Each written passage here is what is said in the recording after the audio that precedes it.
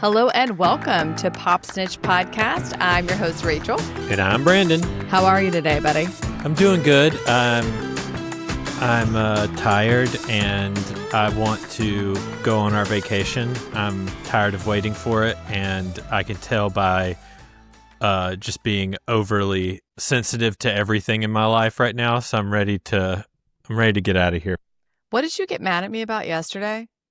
Like very irrationally. Oh, I asked you not to get under our sheets in your outside clothes that you had been on the subway with, and you became furious. Well, first of all, I wasn't getting under the sheets, and you knew that. You absolutely were. No, and even getting on the bed. That's gross. Okay. Am I going to be able to share my side of this story? By all means. Okay, thank you. Share your wrong side. Go ahead. I was coming in. I was extremely agitated, and I had already let that be known. I was already taking off the pants that I was wearing, which are the main culprit for touching subway and bad stuff like that. I had already taken those pants off and was going to lay on top of the bed with my back against the little pillows that we have on our bed. I did not think I needed to take off my shirt. You did. But I did. And she let me know this by getting all agitated at me when I've just said I'm on a hair trigger. First of all, I didn't get all agitated. I was giggling because you were acting crazy. But you knew I was on a hair trigger, and you chose to bring up this thing that I obviously was not taking into account at the moment. First of all, I didn't know you were on a hair trigger. You had just walked in. I was laying down. I did. And you said, "Do you want to watch the show in here?" And I said, "Sure. But can you take off your shirt? You've been outside." And you got so mad. So there's this whole thing, and this is just to bring the listener in. Okay. Sure, by all means. Come on in. There are these traditional roles that I don't like where this is going. That a lot of couples fall into. And I think most couples, they fall into this thing of like, men would say, "Oh, my wife is a puzzle that I have to figure out. And she's giving me all these signals that I'm not picking up on and whatnot." That is not the life I lead.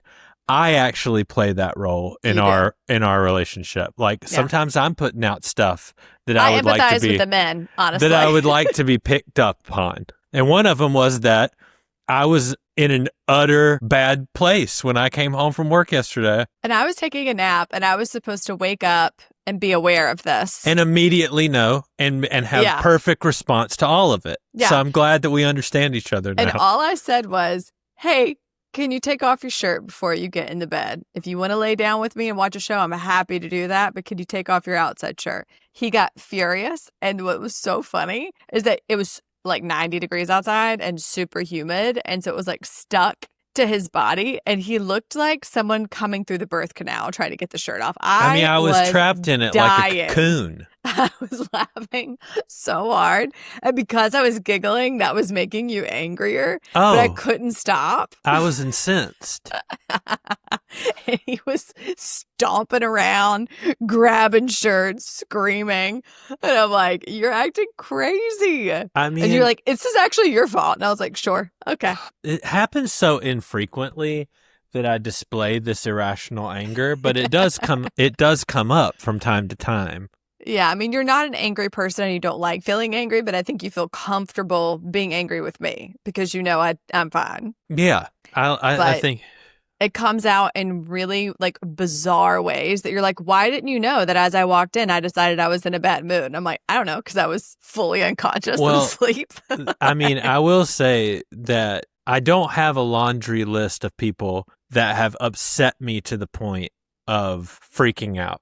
You know what I'm saying? My brother is on this list. Well, your brother knows how to bring out a rage in you that no one has seen. I love my brother with all my heart. He can instantaneously awaken a demon inside of me. It's true. And so there's that. There was a roommate that I had in college named Matthew Threet, who also brought this out. I can't believe you said his real name. I don't care. I'm putting him out in the street. He listens too, I think.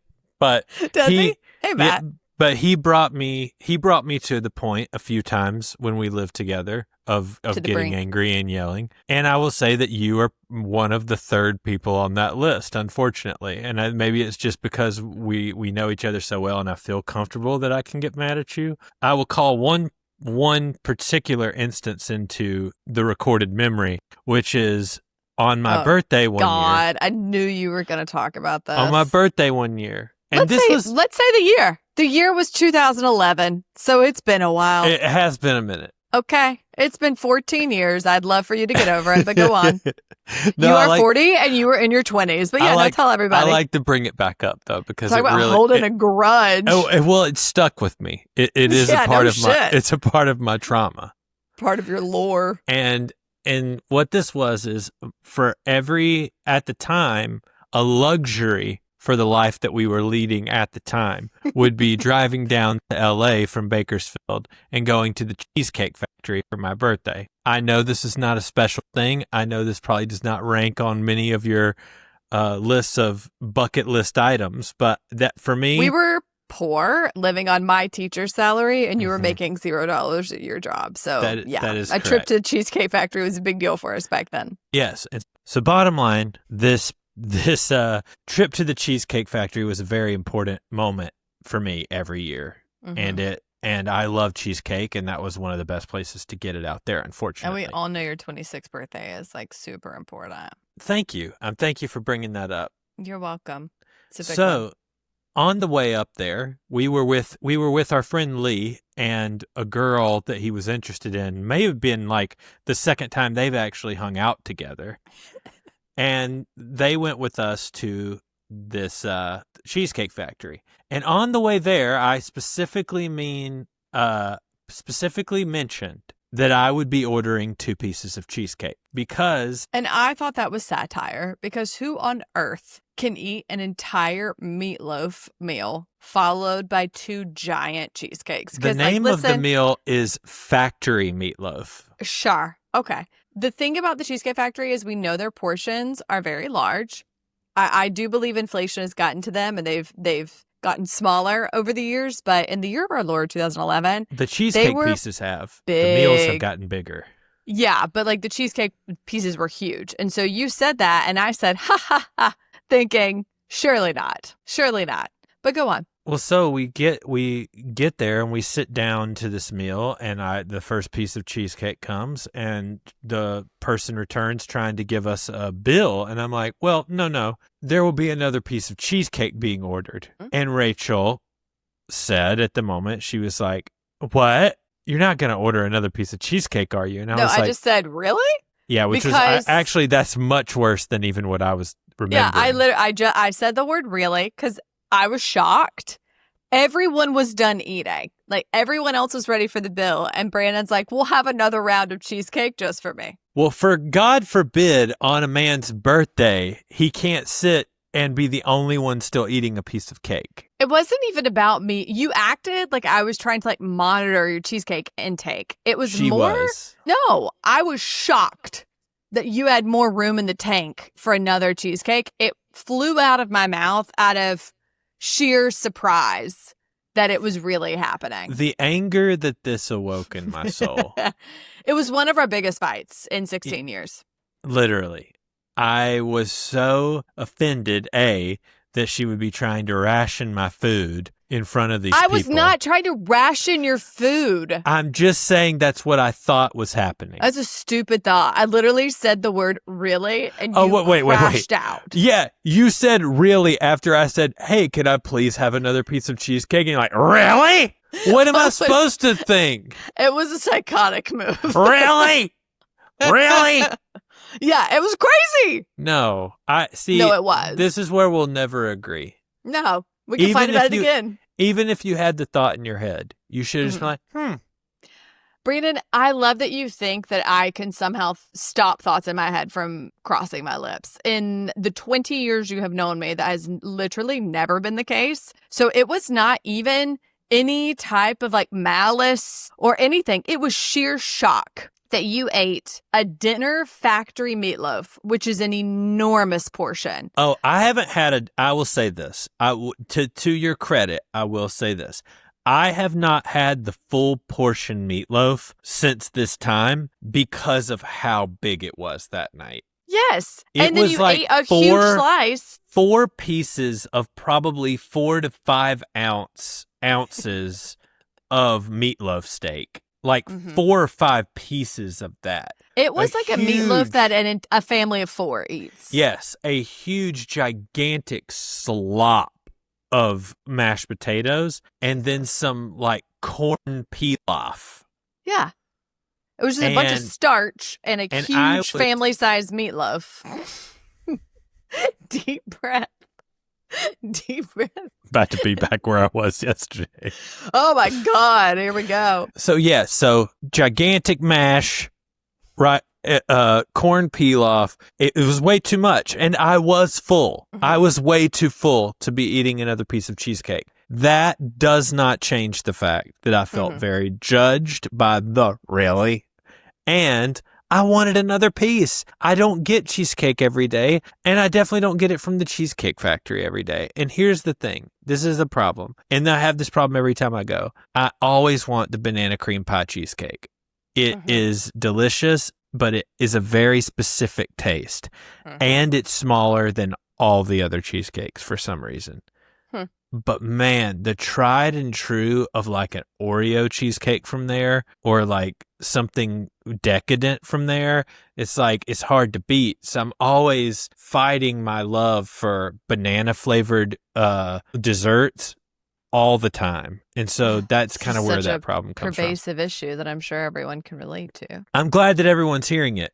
Maybe there's some people out there that can talk to me about this, you know. You need to talk to your therapist about it. I'm pretty sure I've offered like multiple times to get the flavor that you also want and share with you, but your proclivity for sharing is limited. Also, I will say, since this time, like you said, how many years has it been? It's been a while. The thing about it is I'm much better about sharing now. You are. You do. I used to be 100% against it. I could eat a fry from your plate. That's correct. But now you are better, even if it is annoying to you every time. I won't say that it's annoying every time. It's not normally my first thought. But like we shared at a Mexican place that we went the other day. We shared at the Mexican place that we went to last week. Like I'm usually open to sharing. You've gotten better at it over the years, for sure. But at that point in a relationship, you were not open to it. And instead, you just wanted 2 giant ones to yourself, even though it would have made you throw up. Well, it was a scarcity mindset, too. You know what I mean? Kidding. Like, when is my next piece of cheesecake going to be? And now I don't have that problem because I'm like, if this food comes and it's not enough, we can always order more, you know? Well, the issue is you ordering more. But yes, I hear you. Well, no, I'm just saying, like, in a sharing situation now. Oh, I see. Yeah, your fear was that you wouldn't get full. Yeah, exactly. Which is crazy because I eat more than you do. And so I'm like, of course, we're both going to get full. Like, I'm not going to share something and try to, like, not finish it. But yeah, you just used to be, like, really angry and curmudgeonly about that. And now you're just mad when I ask you to take off your outside clothes for our inside situation. I'm glad we got that out of the way. Oh my God, thank heavens. All right, let's get into it then. Let's talk about the Valley reunion. The last time we'll see Jax on our screens for a while. Hey. Okay, so the way that we ended the second episode of the reunion was they were accusing Danny of this stuff happening multiple times. So this third episode starts with them arguing about that this has now happened more times, including some Super Bowl party, and then also at Brittany's birthday, where Brittany said that Danny got drunk and started following her around like some kind of creep with bad energy. Those were her words. Yeah. And like, I was actually surprised that she said anything. And, you know, later on in the episode, when they're talking about it and Nia's trying to take up for Danny, Brittany is just utterly silent. And I'm like, bitch, talk. You need to say your piece here. You were married to an utter sociopath. For someone who's not on the same level as Jax, like, it's time for you to speak up to avoid that. And I think there's a lot of language going around. Like, okay, let me preface this with, I don't like Janet. I have not been shy about that. I have not been coy. Okay. You feel differently. I don't love her. I think I've said 1,000,000 times it's annoying that she didn't have her own storyline. Okay. That said, she brought some receipts and she was not wrong and people corroborated her. They didn't like the language she used because they said it was too much. I work with attorneys as well. And I will say what he did was sexual assault. I know people don't like to hear the term, but even like the following Brittany around and stuff, like that's weird. If that's what he's doing, he really doesn't need to be drinking. And the argument that like, oh, Jason's been taking up for Jax and Brittany's been taking up for Jax all these years. I hear that. Jax is way worse. I think two things can be true. Jax is way worse, and I don't really understand why Jason's trying to take up for him. Brittany should have said something about Jax ages ago, but also Danny's giving like creep vibes when he drinks. That's the whole thing, is that why, the whole, when people hear the words sexual assault, they think aggravated R word. Mm-hmm. Like that's what they think. So like, but when groping is included in that. No, I know, that's what I'm saying. And sexual harassment would be like the stuff that he's saying. People following are her around, stalking her, saying get daddy a drink. That's weird. People are wrongfully like not aware of what sexual assault is versus like something more egregious, it's a broad term, right? Yes. And I think that's what made and everyone was drunk. It's a broad term. People were taken aback and frustrated and sort of set off by the use of the term. She was not incorrect. And they all said that. They're like, hey, we actually went back and looked it up and it's not true. And then Andy was kind of like, well, why did you say it? And I was kind of like, because it is what it is. And I guess it's because the work that I do made me like sensitive to it. But I'm like, that is what he did. And apparently continues to do when he drinks. Well, it's also important to note, and I hate to even say this, but it is the truth, is that Andy is dealing with accusations of similar things from people who used to work with him. And so I think he's like, and they're alleging similar sexual assault allegations. But it's kind of like worse workplace, kind of like locker room type stuff. Is it women who are bringing it? It's a woman who's bringing it against him for when he was working on America. I can't remember if it's America's. No, it's Project Runway, I think, when he was working with them. And some of the designers are saying that he was like propositioning them for like three-ways and like a bunch of stuff like this. Yeah. And so I think like a lot of his energy around being like, well, it was wrong, but we're calling it something that could get someone canceled. Like that was the energy I think he was. Yeah, there is this incessant fear of cancellation. And I get that. Like when you're a public figure, that's scary because that's where all your money's coming from. Like I genuinely understand that, but I'm also like, that is what he did. Danny and Nia are part of like a Christian cult that I think has gotten more attention recently for like the stuff that they believe, the way that they treat people. And I think that they thought they could go in there and like just put their faith on show. And again, I want to be clear, Jax is worse. That seems to be people's only argument against saying like Danny was being creepy and Janet was not incorrect in the way that she spoke about it. People are like, yeah, how can you root for Jason who's trying to support Jax and I'm like, I think we can all safely say Jax is a narcissistic psychopath who does not have empathy, cares only about himself, and would absolutely attack women if he felt like he could or needed to. Like, there is no question there. We know he physically assaulted Brittany. We know that he did it in front of his young child. He is a terrible person. That notwithstanding, Danny he's not to the same level as Jax, but the behaviors he's exhibiting are problematic. And it's weird to get angry that that's being called out. Well, and also to go back on the Jason train, like Jason, people are saying like Jason it defends Jax and stands up for Jax. Okay, I would say that when he was doing that, it was because Brittany and Janet are such good friends. And at that particular time, he was trying to see if they were still going to be together, if they were going to try to still bring Jax back into the group, if Brittany was going to basically force him back into the group by being like, we're staying together. So he wasn't cutting off Jax. And when people were talking mad crap about him, they're like, I think part of it was I kind of see some of my own personality in that. It's like, hey, he's going to come back. Like everything you're saying right now is going to play into the story of him getting clean afterwards or coming back into the group. So like maybe like chill out a little bit. Well, see, I read it as him trying to support him in like making sure he went to rehab. No, that's what I'm saying. Yeah. I read like it was all about. And I disagreed with him. Like, Jax is a liar and like, you know, whatever. But I understood where he was coming from. And I didn't see it as like a blanket Jax can do no wrong comment. Yeah, no, not at all. Of the men on that stage last night, Jason is the least problematic. Yeah. Like, yeah, no, without a doubt. And that's the, Zach as well. Jason and Zach are the least problematic. And it's like, you know, and I'll go back to what I said last week. The men who were willingly involved in this group chat, psychotic behavior, red waving flag. What do you think about the moment where Jason accuses everyone in the group of having a problem with alcohol? That was bold. I mean, we only see them. We know with reality TV that getting them lathered up with alcohol is a way to induce drama. Like that has been around for ages, for 20 years now.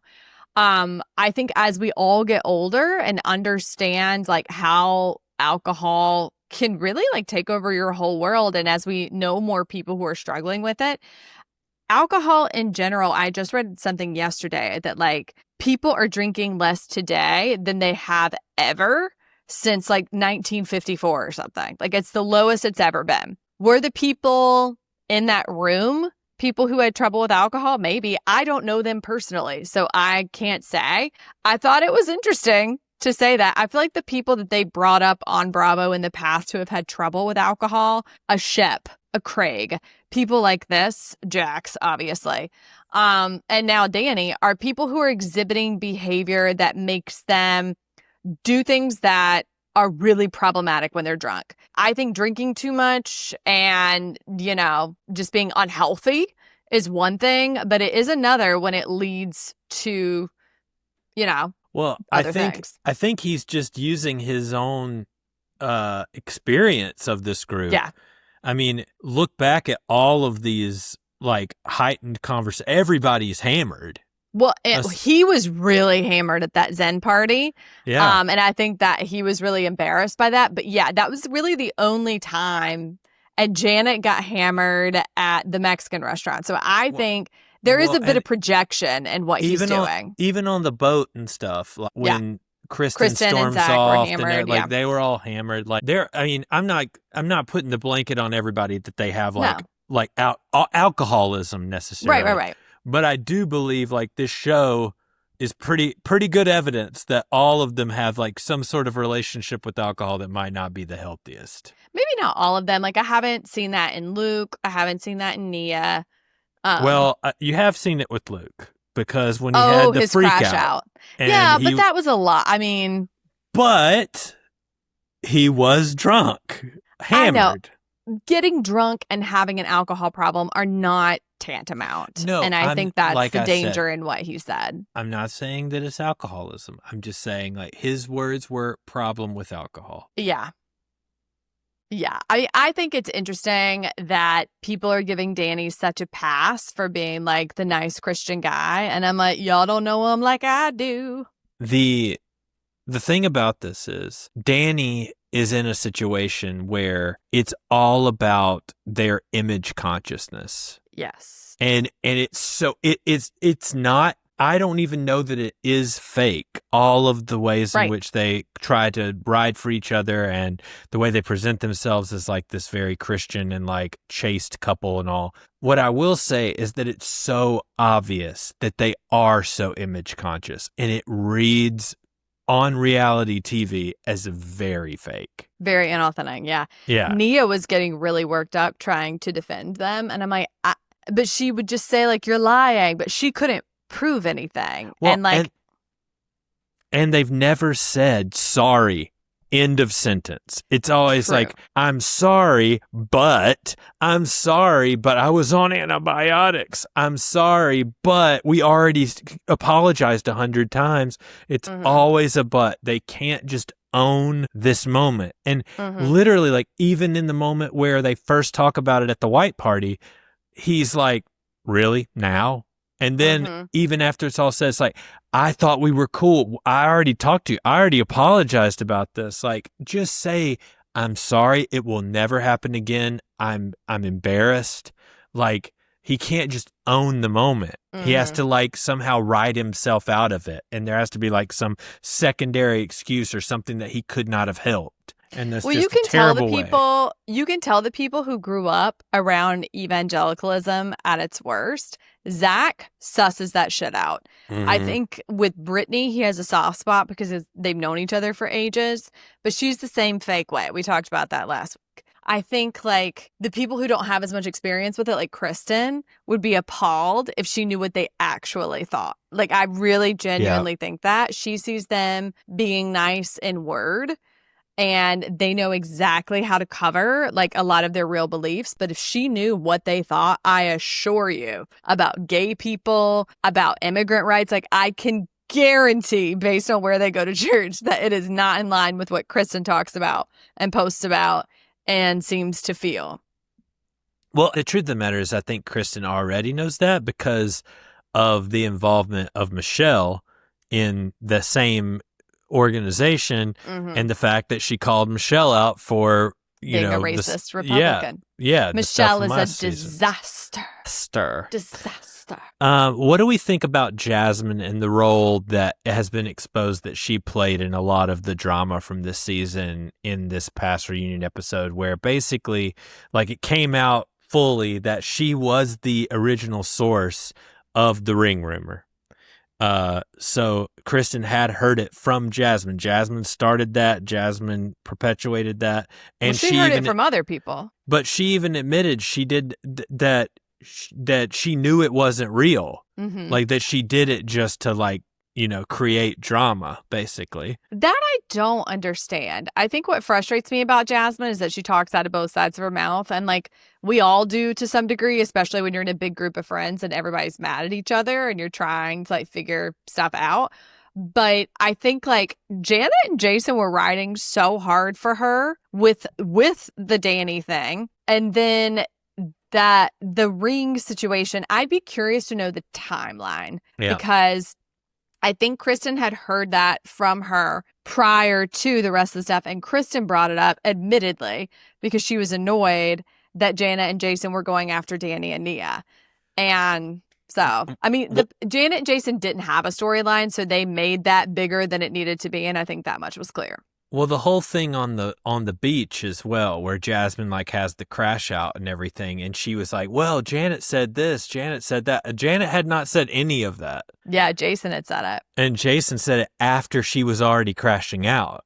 And he told her in the moment she was saying Janet said it. He's like, I said that. Yeah, exactly. So it's like, I feel like Janet's getting, like, a bad rap in a lot of this, and, like, people are trying to make her the fall guy, and she's definitely not innocent in all of it, but they are trying to, like, because she's on the outs right now with almost everybody except for Brittany, they're, like, trying to make this happen, and it's really, it's not working for me. Well, I think Janet and Jason currently, as we know, you know, to our current knowledge, have the most stable marriage. And I think they aren't bringing a lot storyline wise.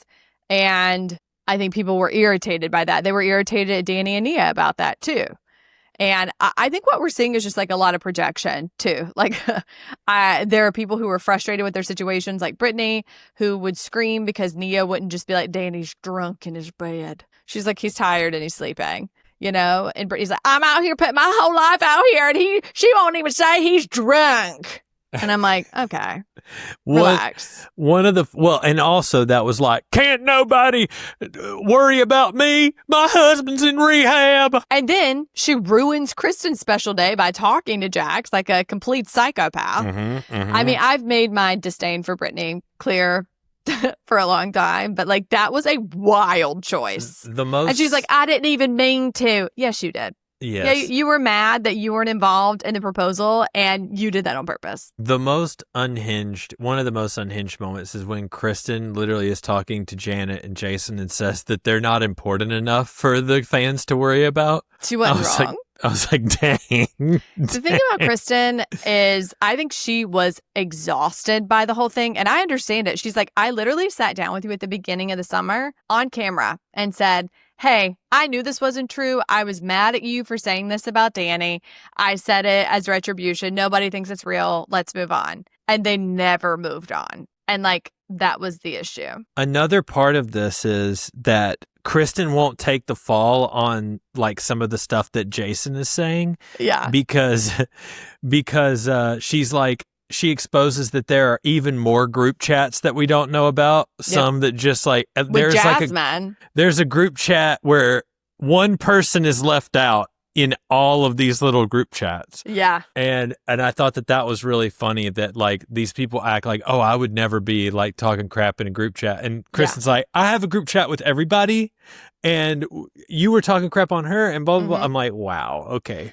Here's the thing. Kristen, she was honest in that, I mean, she lied a couple times on Vanderpump about some pretty big things, but by and large, she was honest about the fact that she's known for being Detective Doty and for showing up to places where she has not only not been invited, but been uninvited or told deliberately not to come. Like, that's her MO. It's not being a liar. And so Jasmine, it's pretty clear, talks out of both sides of her mouth. Zach and Kristen and Janet seem to be the only ones who will straightforward say, I don't like you, or I didn't say that, or I did say that, and like stand on business. The rest of them are happy, like being pretty wishy-washy about what they did and did not say. Another thing to bring up is the moment in the episode where Andy brings up the fact that Hooters is closing out of nowhere, and Brittany's like, oh, I know. I hate it. We hate it.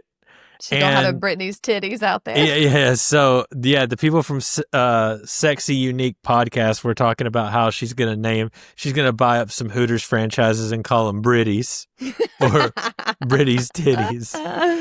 And it's so funny because Hooters is really in the Vanderpump ether this week because I started listening to the new Sheena Shea book on tape. And wow, starting out with a premise that is a lie is very Sheena Shea. So one of the first chapters is about how she went to court on behalf of many Hooters employees who had been filmed in a changing room by this guy. And I was like, wow, Hooters really has like a big role to play in the greater Vanderpump universe. But that's where Brittany worked too. She got tapped to like testify before a grand jury and all of this, and she was going to Azusa Pacific University, which is like a Christian university in California, and she was afraid that because she testified she was going to get kicked out of school because they didn't know she worked at Hooters. That's a fair concern. These Christian colleges are happy to like take your tuition. We had friends in college who they couldn't go in each other's dorms, and he went in to literally help her move out on move out day because she couldn't lift something. And on the last day of classes, they got kicked out and got no credits for an entire year that they paid for. So yeah, those universities are happy to do that. They are thrilled to take your money. So, I mean, that's fair. She should have been worried about that. But I do think it's funny, like when we first meet Brittany on Vanderpump, she has been working at Hooters. And it's also just like the origin of her giant knockers is crazy too, because she was like kind of petite when she first met Jax, and had like a very normal sized chest, was really cute. And she has had so much plastic surgery done at his behest. And when she first started looking at getting a boob job, there's like a whole episode on him being like, actually make them bigger. And him talking about his friend's girlfriend and being like, I'd like them to look like hers. And going into and he always goes to this discount plastic surgeon where he had to get his nose done like 4 times. And he goes to this discount plastic surgeon and they give her 2 basketballs. And then she gets pregnant. And so she's just she has to have like next level back pain with those. Am I misremembering this? But wasn't Jack saying that Brittany has physically assaulted him in the past and that she broke his nose at one point? I do not remember that. No. I think that in the episode last night, that she was like, he was like, well, has it gotten physical ever before? And he was like, yeah, it has. And he's like, she's hit me and broke my nose one time. And she's like, but didn't you deserve it? Didn't you deserve it? And I'm like, whoa. Maybe. Boy, that Kentucky came right out. She had a right hook. I'm like, didn't you deserve it? Interesting. Well, I mean, again, and I said this last week, Jax went on and on and on during Vanderpump about how he can't break up with women. And the only time we ever saw him break up with someone was when he broke up with Laura Lee right after her AA meeting. And then she immediately like descended back into alcohol. Yeah.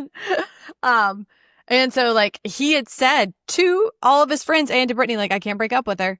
So he's like, I know what I'll do.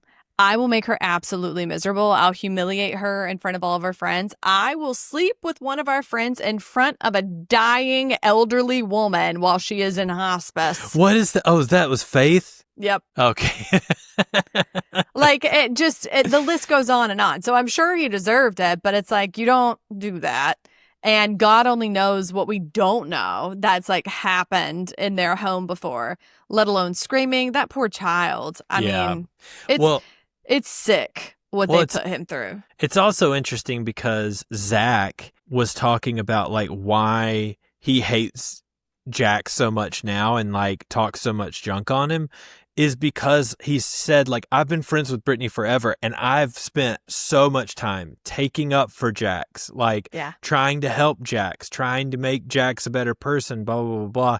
And at every turn, he is basically hated on me, told lies about me, like not accepted my help, and I was like, oh, this is actually getting a much bigger picture into like why Zach is so like disgusted by him. Disgusted and triggered by every move that Jax makes. But it's why I love Zach, because he's like, it's not your show anymore. You sad little man. He knows how to hurt him real bad. He does. He knows exactly what to say.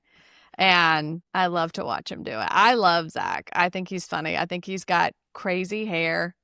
But he's got those pictures of him from like 2011 with that like straight so down funny. like, oh my God. But I love him. I like that. I mean, I don't like Brittany, but I like that he's a good friend. And it's what makes me madder at her for like choosing Janet over him or anybody else, really. I'm like, this is your friend who has been your friend for years. And it goes back to like her being willing at her wedding, which also featured Hooters, being willing to have that bigoted pastor, being willing to do all these things. I'm like, your best friend is gay and you don't care about that. So I just think she gets away with murder for trying to like appease everybody. And I think at some point this group is going to get sick of that. I think so too. And I think it's already starting to happen. Like, there are fractures because of it. Yeah, I think so. And I think it's all what ends up happening with these people. Like we talked about Brittany last week, where it's like this very like chaste Southern. It's like once everybody starts tracing back the beginning of all of their foibles with each other, and they're like, Brittany was at the center of all of these. Yeah. Or had a role in all of these. Like that will eventually happen. Spreading stuff. It will happen. Yeah. I think one of the funnier moments from it is the callback of this past episode was the callback to Frank Dramond, the fake burner account, and Jax like admitting to one of the things that was just lore before now. Like he had no one on the show had actually talked about it, but I had seen like TikToks about it and stuff where he was on eBay selling like personal effects and like rap t-shirts from like old Vanderpump seasons for money during COVID. And I'm like, oh my gosh, like I cannot believe that he was out there doing that. Like, he still does you that. you gotta make your money, but dang. Jason was saying he'll sell like half of like a tin of protein powder on eBay. Like he didn't care. Used. Half a tin of protein powder. Like it's a crazy choice, but like listen, get your bag, man. Do what you gotta do. You are unemployed now. When he was doing all those like natural supplements and Stassi came in and like dumped all of them out. Well, she was like, you have a breast now. Like you literally have a breast. He was growing you won't breasts. Stop. Yeah, you won't stop taking this stuff. And on top of that, you're doing cocaine, Adderall, and drinking into oblivion every night. And this is a crazy mixture. I wonder if Jack's got a mammogram like I did. Oh, people probably don't know this. We need to talk about this, and then I want to talk about a couple other things, and then we got to get off. But Yep, okay. breast cancer runs in my family. All right. And I have tried. After Olivia Munn got diagnosed with breast cancer, I went on like this whole thing. I met with like a breast specialist. I met with my OB. I met with all these people to do my little test and do all of this. And they're like, well, you actually don't qualify for a mammogram. And I'm like, ugh. And I got home and I was talking to Brandon about it. And I'm like, they will not give me one. Like I'm begging for one and they won't do it. And I forgot. And Brandon goes, well, you know what? It really hurts. And I forgot you got one and I didn't. Yeah. So the deal here was I am a hypochondriac. Oh, God. I'll admit it. And I'm always aware of any change on my body, a mole, it could be literally anything, like a bruise. A tightness in my neck. I'm like, oh, what is that? What is that? What you were yapping about last night. Does it go up to my brain? It's from the brainstem. Mm-hmm. And so I started feeling this little nugget. Little nugget inside my little chesticle right here. And I was like, well, that's not normal. I made Rachel feel on it. She's like, I do. Multiple times. She's like, I do feel something there. I'm not going to lie to you. And I'm like, well, I got to go in. So I go to my normal doctor and he feels on it. And he's like, I'm thinking he's going to be like, oh, this is just like some hard breast tissue. Don't worry about it. You're fine. And then I'll feel better. He's like, oh, this feels weird. I don't like the way this feels. You need to get in immediately and have a mammogram. I'm like, mammogram? Because all you ever see on like TV is women being like, oh, it hurts so bad. They smashed my, freaking titty. Chest. Yeah, titty. Well, your mom told me it feels like having a window slammed on your titty. Yeah, literally. Well, I can tell you it's exactly what it feels like. And I feel like our chest is about the same size, so I'm not looking forward to it. So I go to this mammogram imaging place, and I'm in there with a bunch of like older women, of course. Mm-hmm. Like your favorite. 3 different times, nurses were like, "Are you in the right place?" And I'm like, yes, I'm here for a mammogram. And they're like, oh, really? And sure enough, You're like, I have breast tissue. They take me back. And when I tell you, like, I have no meat to speak of to shove in this machine. So she's having to like slam my body up against the mammogram thing and like really adjusting. Oh, wow. Yeah. Like trying to pinch my, chest your meat breast to put it in there.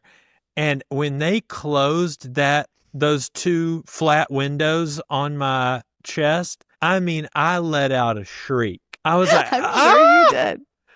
And sure you did. And like the thing is, like most even bad medical procedures that I've had, they're like, it'll hurt for a second. It'll be fine. Just breathe in. And she's 5 seconds before we did this, she's like, this is gonna hurt. Mm-hmm. Just like unequivocal. She's just like, this will hurt. If more men had mammograms, had IUD insertions, not like take away childbirth, like obviously, whatever. But if you could feel what those things are like, I do think maybe women's healthcare would change.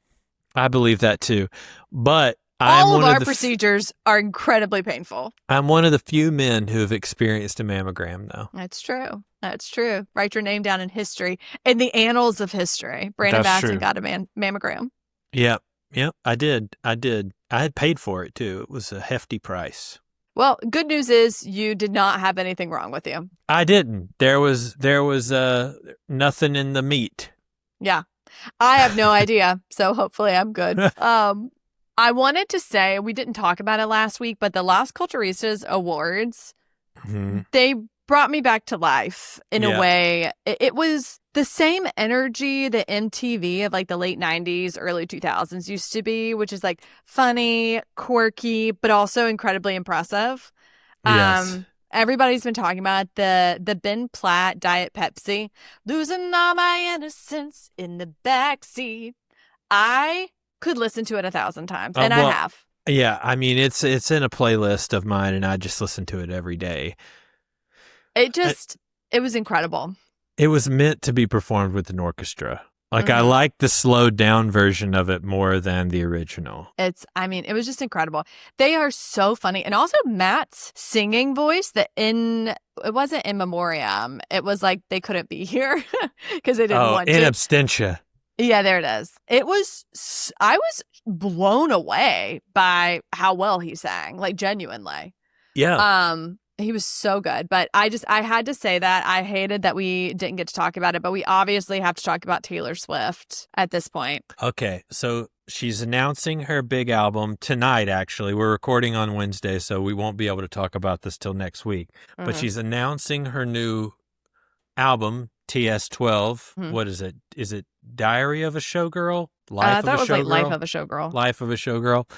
And she's doing it on Travis's podcast. What do we feel about this? I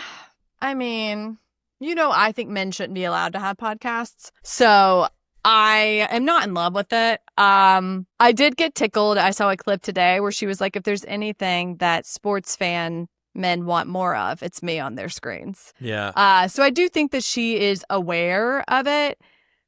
But at the same time, I'm worried it's going to be really cringe because we don't get to see her in these ways. It feels very cringe so far. And I'm concerned about it. There are some people who are too big to be on a podcast, But at the same time, like, I will be watching with bated breath. Make no mistake.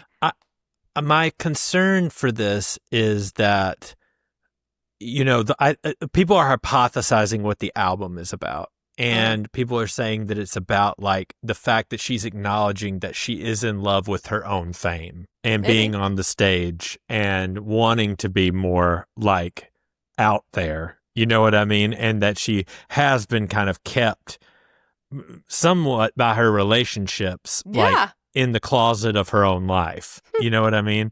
And so maybe this is just like the first of many things where she's going to, like, be more open with who she is, like, behind the scenes. Yeah, it's interesting. Everyone was like, after her tour ended, everyone's like, she's just going to go get married to Travis and pop out babies. And I was like, I definitely think she's going to put out a few more albums. And they were like, no, this is the end for her. And I'm like, I don't think so. And I'm right. Well, the thing is like... She can't not do it. When she's ready, and when she's ready to have a kid, like, she's done everything she needs to do. Like, there's no doubt that she's probably, if she has plans to have children, like, she's probably frozen eggs. She probably has maybe even frozen embryos. Like, she has all of the ability to delay this a little longer than the average person. Well, and she's turning, like, 36 this year? It's not like she's... She'll turn 36 in December. Yeah, so she's got time, and I hate even, like, talking crusty about a woman's timeline. Oh, listen, my eggs, they dusty. It's the Sahara. I turned 40 too soon.